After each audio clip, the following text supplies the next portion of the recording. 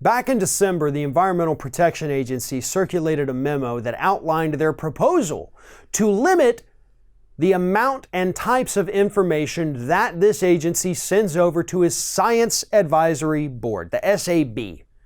Now, the Science Advisory Board, for those of you who are not familiar, is a 40-plus member group typically made up of scientists who get to review information from the EPA for the EPA. You know, they look at things and say, hey, this may need a regulation here, or this regulation is not strong enough.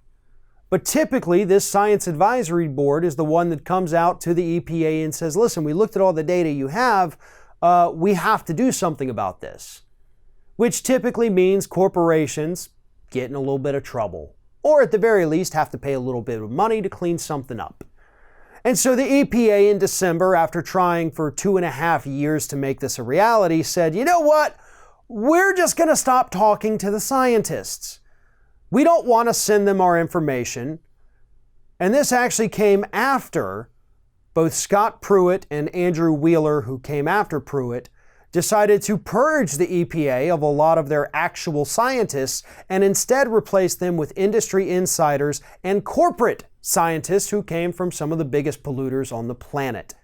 But even that isn't good enough, because occasionally these corporate polluting scientists still have a bit of a conscience, and they come out and say, yeah, you're gonna kill people with this. This is going to be very bad.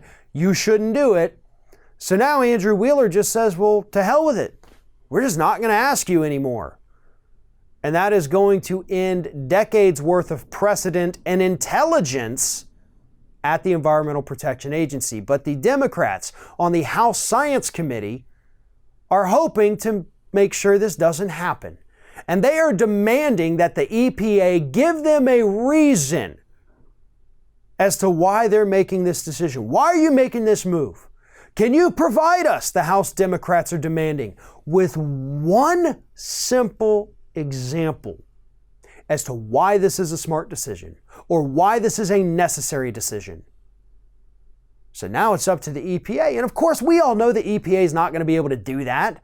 You know, these corporate insiders aren't going to be able to come up with anything more than, well, our donors are going to spend money. We don't want them to do that, because if they spend more money, they have less money to give to us. That's the real answer. You know, if they would come out and say that, at least they'd be being honest. It wouldn't justify their actions, but they wouldn't have to lie to us. So it'll be interesting to see what kind of lie they come up with to tell us why we shouldn't listen to scientists. But this is just the latest in a 3+ year long attack now on science coming from the Trump administration. They hate intelligence. They hate people knowing more than they do about something, and they hate experts telling them how they should act. Everyone in this administration hates that, from Donald Trump to Andrew Wheeler to DeVos to Carson to all of them. If somebody knows more than they do, you gotta get rid of that somebody. We have seen that throughout this administration, and I am willing to bet we have not seen the last of the firings from the EPA. Trump and his cronies want to cripple this organization that is needed now in this country more than ever. We are killing ourselves with climate change, with pollution, with corporate toxins in our air and our water, and the EPA was our last line of defense. But thanks to Trump, that line of defense is now solely in the business of defending the actual polluters. Hey everyone, you know what this is. It's the end screen, where I'm supposed to beg you to like, comment, share, and subscribe for more content from Ring of Fire. But what I really want to do is ask you to consider becoming a member for more exclusive content and perks, including early access videos and exclusive videos.